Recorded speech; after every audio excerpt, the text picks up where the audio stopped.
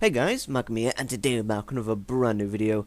And today we're going to be talking about Blade Runner 2049. I just saw this movie today, and I have a lot of thoughts on it, because this movie is like a hard sci-fi movie. And if you know me, I love a lot of science fiction here. So, it's like, just seeing this movie, like a movie like this coming out nowadays, like today, in this year. And like, Jesus Christ, it's been so many years since the original Blade Runner in 1982. I believe 35 years, which is crazy. And yeah, like, if you want to know my thoughts on the original Blade Runner, I'll be doing another video on that in the near future. So I'll be looking forward to that when we, look back on the original. But now, we're focusing on the now, Blade Runner 2049. So, I'm just going to let you guys know that there's going to be, a lot of spoilers in here, but when I get to the spoilers section, I'll let you know, on the video. But first, I want to get all the obvious stuff out of the way, like the visuals. The visuals look absolutely fantastic. Like, the mixture of practical and CGI is amazing. It has this perfect blend to it. And everything with this, like, future neo-noir setting is amazing. Like, just having it where it is like the style of the original Blade Runner, but it feels like we've advanced, you know what I mean? But it's not like completely different. It feels like this is the future that Blade Runner was in 2019, and this is how it has progressed in 2049. So, that's how it felt to me, because we see, like, the old analogs and all that. We see Atari is still, reigning strong in, 2049, which I find hilarious. But yeah, we see all the, classic companies that were shown in the original Blade Runner back here again. So I like that, we still have replicants, but there's like new companies now, like the Wallace company, I believe it is. And also the replicants have been improved with, more like normal lifespans now, and they are forced to obey. So I liked how it felt like it progressed in the Blade Runner universe. And yeah, I really liked all these aspects to it, like the visuals, the cinematography especially. Like, Jesus Christ, this movie better get some kind of a nomination at the Oscars. Otherwise, just those, shows just never bother with them, because this movie is absolutely amazing. Like, I'm surprised if I'll ever see, like, any other movie this year that is better than this movie. This movie is like, this movie is a masterpiece. I'm saying it already. This movie is amazing. Now, I know in the past I've given things generally high, reviews, and afterwards when I think about it, I'm like, yeah, I gave that way too high a review. Like, Spider-Man Homecoming, I think I gave that a 9. Jesus Christ, was that way too high, and like, that deserved a 7. And, just like, other stuff like that, like Wonder Woman. But, I thought about this for a bit, so I'm very, very, because I thought about this for a while, so now I'm 100% sure this is the best movie of 2017. There's not going to be any other movie coming out this year that's going to be better than this. Like, what, Justice League, Star Wars? Nah, this movie is the best one that's going to be coming out this year. And I, stand with that statement very proudly, because the cast as well, like, Jesus Christ, Harrison Ford, Ryan Gosling, like, even Jared Leto. Like, I like Jared Leto in the past in his movies like Requiem for a Dream and Fight Club. But then, he played the Joker, and that made me kind of feel like, So I was kind of iffy on him when he did the Joker. But he went here, came back, and he was very good. He's only, not in the movie very much, but he does, like, chew up the scenery. He really steals the show in the scene he's in. He's very, like, he has that, like, calm and evil, sinister feel about him, like a calm sadist. I think that's the perfect way to describe him. He feels like he is, like, from another world, like his acting. He feels like he's from, like, an Elseworld person, you know what I mean? And he feels like he's someone that you would not want to be in the same room with, because you feel like he's going to be doing some pretty sadistic stuff with you, because he has this entire god complex and all that. So very, interesting there. Of course, Ryan Gosling is a very interesting character in this movie. He plays a character called Kay. And I think now we're going to get into a little bit of spoilers, because, in case you didn't know, right, I saw this movie without watching any trailers, well, except one trailer, and that was in the cinema when I was watching Kingsman: The Golden Circle. And oh yeah, we'll be talking about how crap that movie is later on. But, I was watching that trailer, and I instantly blanked it out of my mind, because I wanted to get into this movie as, like, fresh as possible, not knowing anything. The only thing I can remember was the poster, and that's it. And I went into the movie, and everything just, like, surprised me, with all the plot points. So I'm not sure if they, told this in the trailer, so, but it is, like, told straight on when the movie begins. So I think, before we get into the plot point specifically, I'm going to say Harrison Ford, this is his best performance in years. Jesus Christ. He plays someone who's obviously, traumatized from the previous events in the original Blade Runner. And I like how they dealt with all the callbacks to the original Blade Runner. It didn't feel like it was Rogue One where it was all fan service-y-ish. And, they're like, oh, look, do you remember the Millennium? Well, of course, that's in The Force Awakens, but, like, in Rogue One, they're like, oh, do you remember, AT-STs, AT-ATs, Do you remember C-3PO, all this stuff? Do you remember the Millennium Falcon? It's like all these stuff and all that.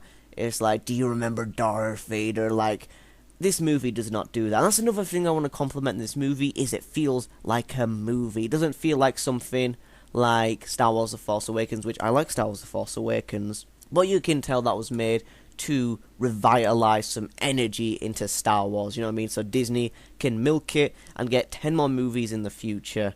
This one was just, I don't think there is going to be a third one, because there's like, really nothing said about there being another one. And the end of this movie just doesn't leave any, like, really that much room for a sequel. So this is just own standalone thing. And about the topic of sequels, people don't really like the term, like, when they hear the word sequel to, like, a really classic and beloved movie.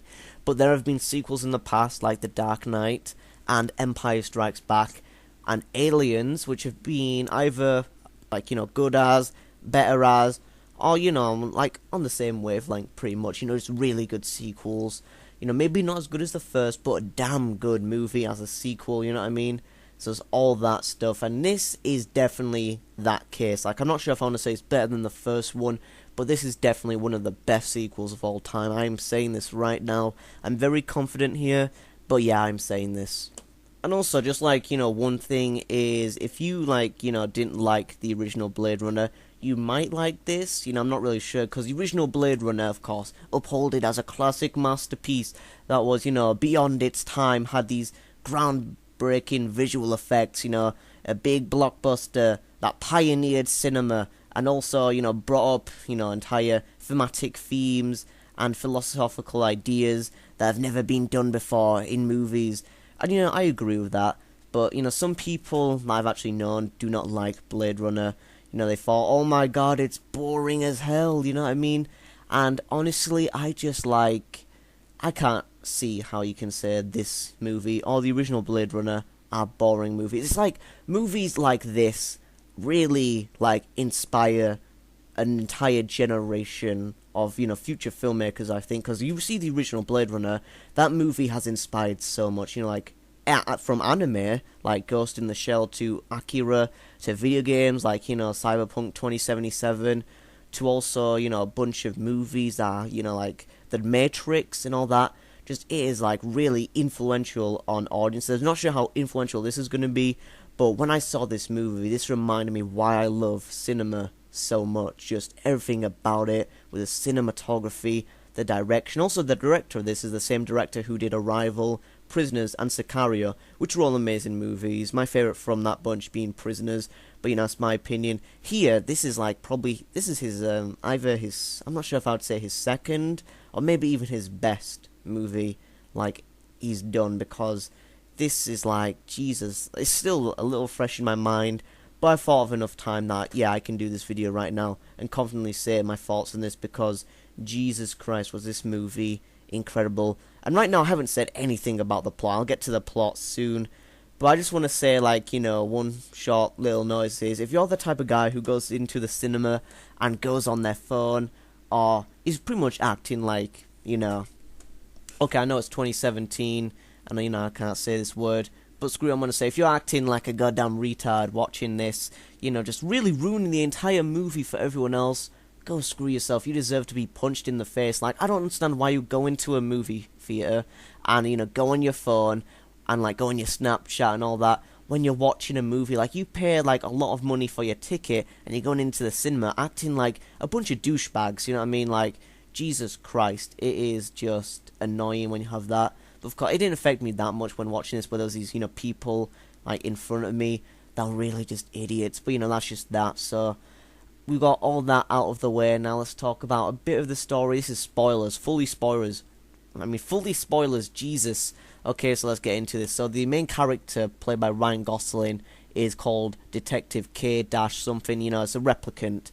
And I thought that was really interesting because there's this entire racism thing going on with replicants. It's like, replicants are treated like how, black people were back in the old days, you know what I mean? Where they, call them the N-word, all that bad stuff. And we see it here with terms like not skin crawlers, but like skinners and all that. It's these terms that are very, degrading. And Ryan Gosling, I know Red Letter Media made this entire, joke about Ryan Gosling having, no charisma with his, facial and, facial emotions. And here, because he's playing a replicant, and I have to say, Ryan Gosling, I don't think there's any movie that I've seen with him that I hated. I love Drive, I love, The Nice Guys. He's in a lot of good movies, like La La Land as well, which I know some people are, conflicted about La La Land, but I like La La Land, I thought it was pretty good. But yeah, here we see him, and he is you can tell he has this internal conflict, and he is the new Harrison Ford, you know what I mean? How everybody loves Harrison Ford. I think for me, he is kind of like the new Harrison Ford, and of course, he is co-starring with Harrison Ford.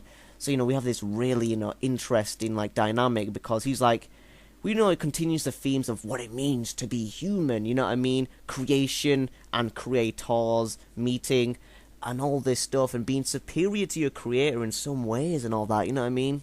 And also kind of has some themes of kind of slavery with the replicants being slaves to humans, and then of course these entire corporations. It continues the themes with Blade Runner, and pretty much continues them, a lot more here.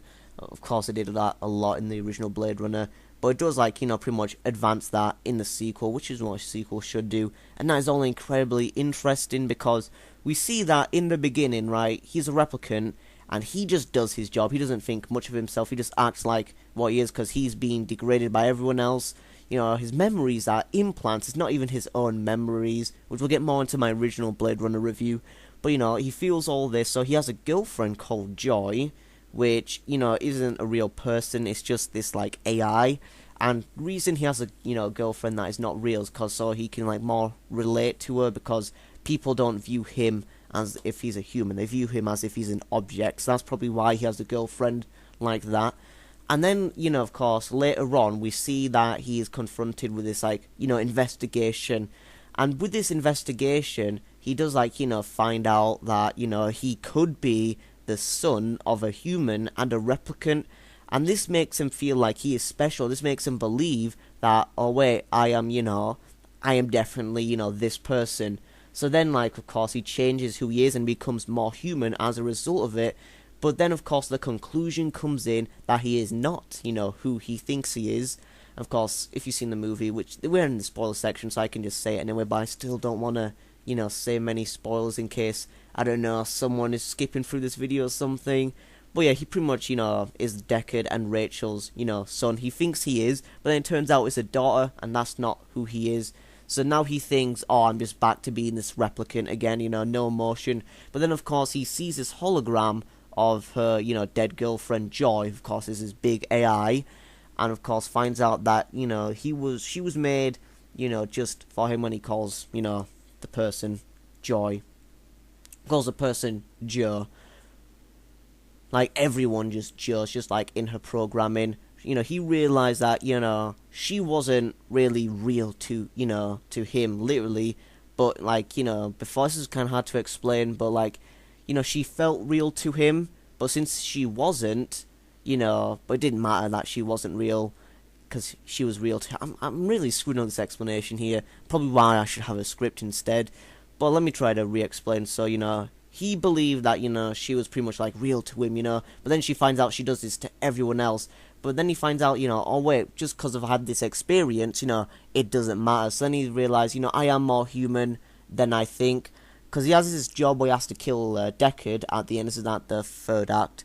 He decides, okay, I'm just like a replicant, there's nothing special about me. I'm not the son of a, this Deckard and Rachel, I'm not like this special person that'll bring about this revolution. I'm just a replicant, I'll do my orders. But then, of course, he meets this hologram of Joy, and then he decides, what, she was real to me, although she wasn't real. So, that's why I'm going to do this, you know what I mean? So instead, he decides to save Deckard, and of course reunite him with his daughter, which of course the plot twist in this, amazing, you know what I mean? The story, the investigation, it's all really interesting, and this is actually like longer than the original Blade Runner, which is 1 hour and 50 minutes-ish. This is 2 hours and like 45 minutes, almost 3 hours. This is very long, and some people might find some parts boring, but it all depends if you love the first one. If you love the first one, you're going to be gripped from beginning to end as I were. It really depends on how much you like the first one to love this one, because this is literally a new favourite movie of mine. I absolutely love it. But anyway, what's happening is pretty much he reunites Deckard with his daughter, and happy ending for them. And then he's pretty much bleeding out. Then he lays in the snow, slowly dying. But now he dies happy, because in his final moments he loves life more than anything, like how Roy Batty did in the original Blade Runner. So I know I screwed up, my explanation of these themes a lot, because I'm not really the type of guy to do these analysis videos, but I like to, give you my own, thoughts on this. So, I thought that was very interesting to discuss and pick out my own interpretations from the thematic themes of this movie. And there's also like little prologue clips for the movie, like an anime made by the guy who made Cowboy Bebop. And also there's these 2 shorts, with one with Dave Bautista and another with Jared Leto. So, definitely watch those. I didn't get to, watch them before the movie, because then again, I just didn't want to know anything. But I watched them after, and I was like, yeah, maybe I should have watched them before, but it doesn't really matter. You can watch this movie, and boom, your experience, it'll be amazing. So yeah, obviously, if you heard me ramble on about this, I'm going to give this 10 out of 10. Yes, this movie is amazing. Highly recommended. This is like a new favourite of mine, and that's a very bold statement, you know what I mean? I never said that about any movie I just straight away saw, but this is the first time I've seen a movie like straight away that's new, and I'm like, oh yeah, this is a new favourite of mine, so yeah. Now, if you guys enjoyed this video, make sure that you are excited and, ready to subscribe to see the next review I have, which is the original Blade Runner. We'll be talking about all the different cuts and all that, an entire very interesting, mess of the production and all what happened with the original Blade Runner. And also we'll be getting more back to our comic book, channel things, like a review on Kingsman, The Golden Circle, because in case you didn't know, that's based on the comic book. But yeah, that's just been the end of this video, so if you guys enjoyed, make sure you leave a like and share, and if you come across the channel first time, why not subscribe, as we make videos almost every day, pretty much. But anyway, it's been Magma Infinity signing out. Peace!